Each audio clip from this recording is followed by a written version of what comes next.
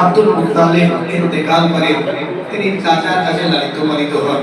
নবী মুহাম্মদ সাল্লাল্লাহু আলাইহি সাল্লাম 15 বছর বয়সে মক্কার করুণ পরিস্থিতি দেখে তিনি মক্কার সুবুদ্ধি সম্পন্ন যুবকদের নিয়ে মানুষের মাঝে শান্তি প্রতিষ্ঠা করার জন্য হিলফুল ফুজুর একটি সংগঠন প্রতিষ্ঠা করেন। নবী মুহাম্মদ সাল্লাল্লাহু আলাইহি সাল্লাম পরবর্তী জীবনে তিনি ব্যবসায়ী জীবন শুরু করেন।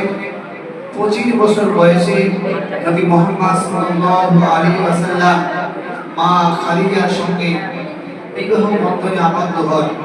নবীজির 4টি কন্যা এবং 3টি পুত্র সন্তান ছিল, যারা পরবর্তীতে ইন্তেকাল করেছিল। নবী পাক সাল্লাল্লাহু আলাইহি ওয়াসাল্লাম 40 বছর বয়সে 610 খ্রিস্টাব্দে নবুয়ত পান। নবীজি মক্কায় 13 বছর তিনি দাওয়াত দেন। 622 খ্রিস্টাব্দ পর্যন্ত 621 নবীজি আল্লাহর সঙ্গে দেখা করার জন্য মিরাজে যান। 622 নবীজি মক্কা থেকে মদিনায় হিজরত করেন। মদিনায় যাওয়ার পরে 624-625 নাগাদ যুদ্ধে নবী পাক সাল্লাল্লাহু আলাইহি সাল্লাম পরিচালনা করে এবং অংশগ্রহণ করে।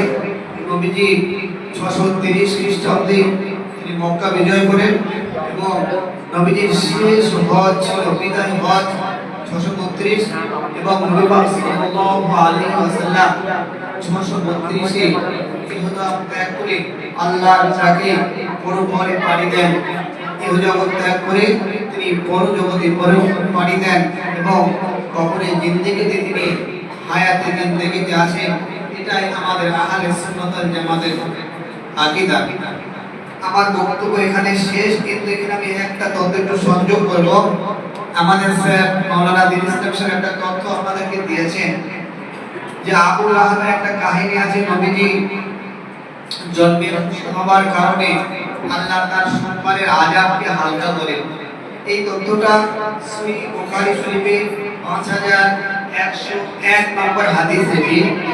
সহিহ বুখারী 5101 নম্বর হাদিস এটি যে আবু লাহাব নবীজি জন্মের খুশিতে তিনি একটা দাসী সুয়াইবিয়াকে আযাদ করে দেন, যার কারণে আল্লাহ তার কবরে আযাব সম্মানে হালকা করে দেন।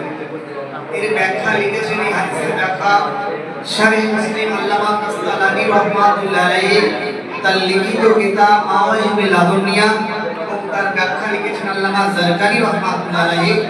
এই বুখারী শরীফের হাদিসটি তুলে তিনি মন্তব্য করেছেন আল্লামা ইবনে জাযরির কওল দিয়ে যে আল্লাহ পাক যার শানে যে কাফেরের শানে কোরআনের একটা সূরা অবতীর্ণ করলেন, সেই কাফের যদি নবীর জন্মদিবসে খুশি হবার কারণে তার আল্লাহ কবরে আযাব হালকা করে সোমবারে, আর ইমানদার মুসলমান যদি নবীর মিলাদে আনন্দিত হয়, অবশ্যই আল্লাহ তাকে দয়ার জান্নাতে প্রবেশ করবেন। বলি সুবহানাল্লাহ।